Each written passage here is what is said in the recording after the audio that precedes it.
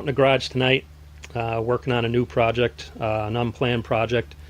My son usually rides a Honda XR100. He's had that for a while. Actually, he had two of them. He had one at one time. We sold it. He got a quad. He wanted the XR back, so we bought another XR100, and he drove that for quite a while. And then he decided he was ready for a CR125 two-stroke. It's his first two-stroke. I haven't driven a two-stroke probably since 1986 or 1987. Anybody that watches my videos would know that I'm into the old quad sports and quad runners, the 80s style. So anyhow, we bought this a little over a week ago. Bought it from a nice guy, gave us a good price. It was running good, had no issues with it. We ran it for the first week. Then we took it out yesterday. We rode it pretty hard.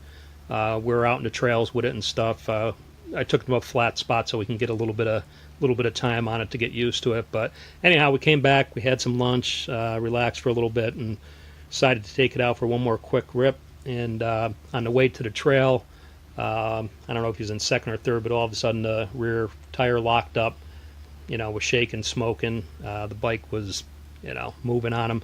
Thought he was going to dump it, but he actually kept it under control, which was good.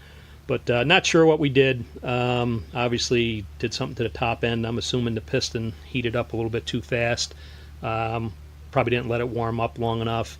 And, it's a used bike. It's a 2000 CR125, so yeah, I'm sure it was due for a rebuild anyway. But we definitely have to rebuild it now. But it still kicks over. We tried to pop start it today just to see if I can get it to, to catch and maybe run a little bit. Not that we were going to run it like that. I just was trying to figure out if it was a, top end problem or not. So like I said, it'll turn over. I got the exhaust off right now, but there's no compression. So I'm assuming it's in the top end. So we're going to work on this. I got a manual on the way. So we're going to start ripping this apart. Like I said, we got the exhaust off already. But I was on YouTube, and I found some videos on the CR125. There's a few videos out there of people breaking them down and doing the top end, but I didn't really see anything that went step by step. So, this is a little bit new to us, but we're definitely gonna take this apart. We're gonna make this video, and we're gonna kind of do a step by step as we go.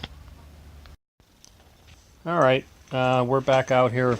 We're going to get going on removing the motor from the CR125. We're going to start by taking the radiator cap, the coolant cap off, so we can vent it. And it's not focusing. I don't really see. Nope, there's coolant in there. Okay.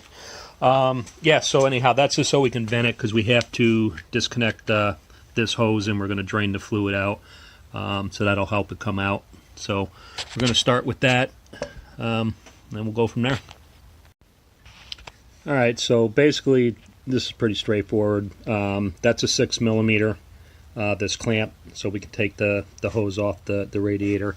Grab yourself an empty jug. I happen to have an old spring water jug, so it's nice and clean. It's not an old milk jug or something with nasty stuff floating in it, because if you want to reuse this fluid, and I'm probably not going to, because we just bought this a little over a week ago, and I want to put all new fluids in it anyway. But either way, you got to drain it into something. So if it's newer fluid and you want to save it, make sure you use yourself a clean jug. And this hose here, and this is on the right hand side of the bike as you're sitting on it. Loosen that clamp. I already did that, and basically just wiggle off the hose. If you got a pinch clamp, you might want to pinch this off until you get it off here, and then that way you can put it into the jug, take the pinch clamp off, and it'll save you a mess. But I'll probably just go for it. But I'm going to go ahead and do that off camera. Alright, so that was as simple as that.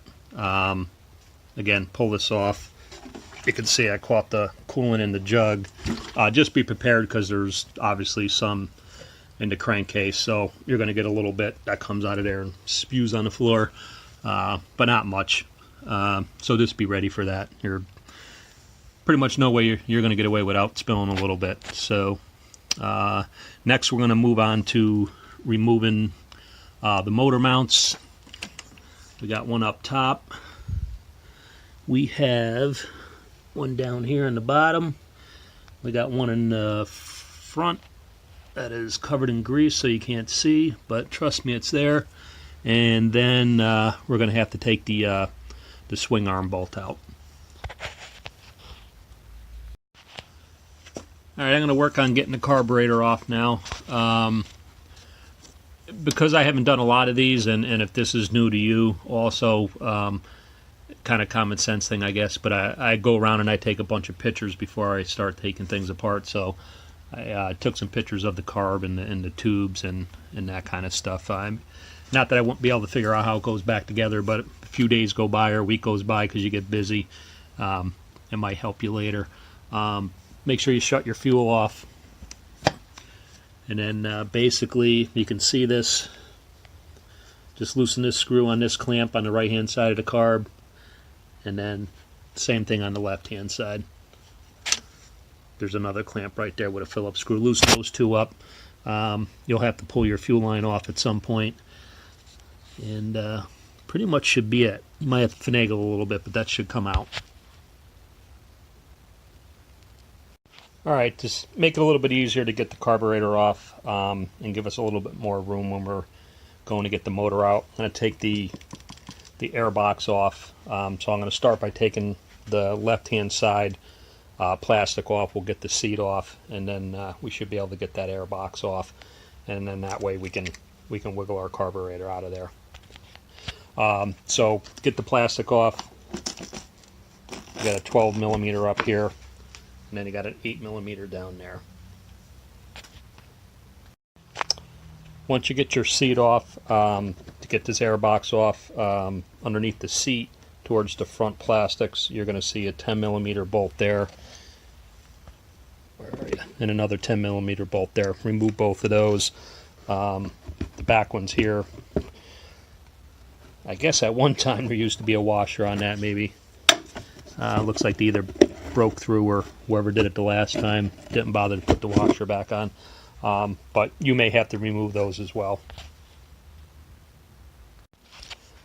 Okay, once you get those two 10 millimeter bolts out, like I said, you might have to undo these in the rear. I can't imagine that wasn't fastened at one time. But now you got enough play in your air box where you can lift it up. And if that'll focus, you can see it's off the carburetor now. Let's see if I can see it better down here. So now that gives us a little bit of wiggle room. So now we should be able to pull this carb right off. Okay, I got the carburetor freed up. The only thing that's left that's holding it on is the throttle cable.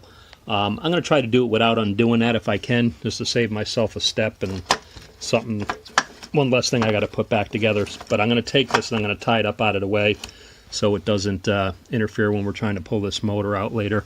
But do yourself a favor if you're going to do it this way. Get a clean rag. This is one of those shop rags that come on a roll. These aren't really, they don't really produce too much lint.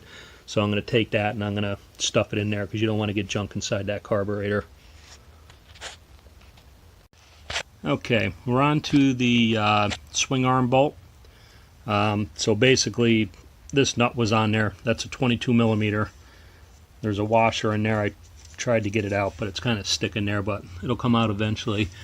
So what I do at first is I get the nut off, and once I get it completely off, I spin it back on there 2 or 3 turns, take a ball peen hammer, and start tapping it out. Be careful that you don't whack it too hard because it's kind of a fine thread, and it don't take much to mess these up. I've done it before on quads and whatnot, so I've been down that road, and you know, I've had to buy $30 swing arm bolts before. So now that it's as far as you can get it with the nut on it, now you got to take the nut off and get yourself a swing arm bolt extractor, also known as a 3/8 drive extension, and again, get that in the center there and try to tap that out. I sprayed it with some PB Blaster ahead of time. It seems like it's going pretty good, but again, be very careful not to mushroom the end of this or you'll be sorry. So I'm going to go ahead and keep whacking on that, and I'll be back. Okay, the next step you're going to have to do is you got to remove the chain. The chain's got to come off the sprocket. So in order to do that, you got to go back to your adjusters here, and basically you got to loosen up your jam nut. That's the bigger one, and then the smaller headed one, that's your bolt, and you got to drive that towards the front of the dirt bike, and that'll loosen that up. There's one on the other side, obviously identical, do the same thing.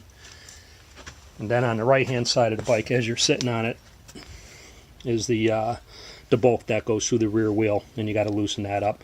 Not sure what size it is. I used a pipe wrench, probably not the best thing, but it was pretty greasy back here, so it wasn't corroded at all, so I didn't do any damage to it, but couldn't find the right size socket, and I was getting impatient. But once you got that loosed up, then you can drive the tire towards the front of the bike, and then you'll be able to get that chain off.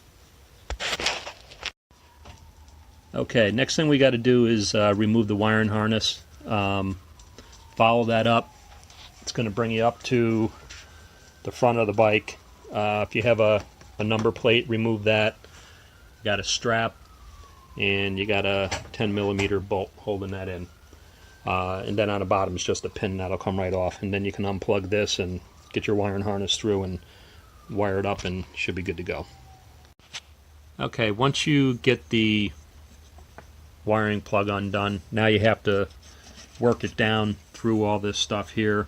Long story short, you have to loosen up the radiator. These are the fins. These just they just pop off. That wasn't very difficult. And then right here, if you can see that, there's a bolt there, and there's a bolt up top. Once you undo those, this thing will just kind of free hang, and you'll spill antifreeze everywhere. So once you do that, now you should be able to take this harness and hopefully get it all the way through here so we can remove this motor. Alright, still working on this wiring harness. Hopefully this is the last thing we have to do. We have to get that to go underneath the gas tank, and your end is going to be too big for it to pass through there. So on top here, I have it out already. It was an 8mm bolt. You take that out, and that's going to allow us to move that gas tank a little bit. So we should be able to work this through now.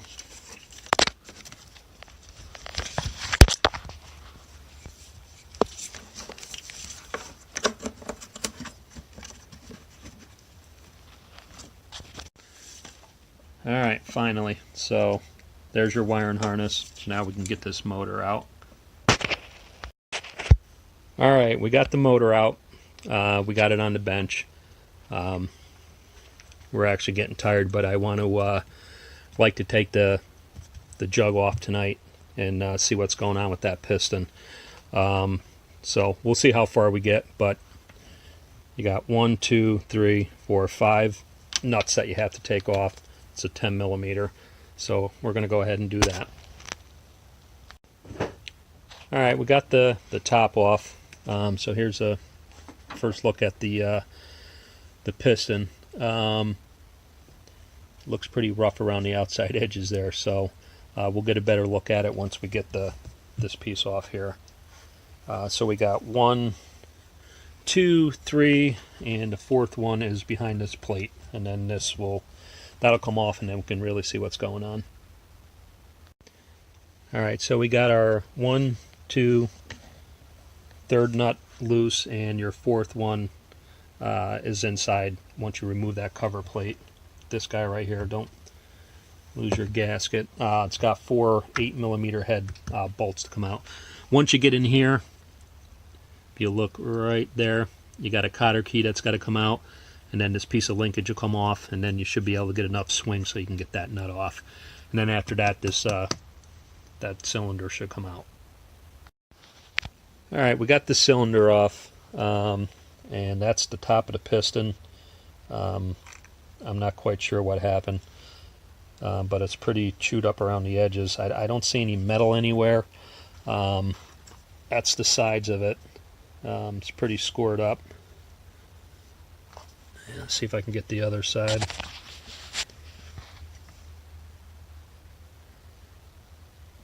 I don't know if you can see those scores there.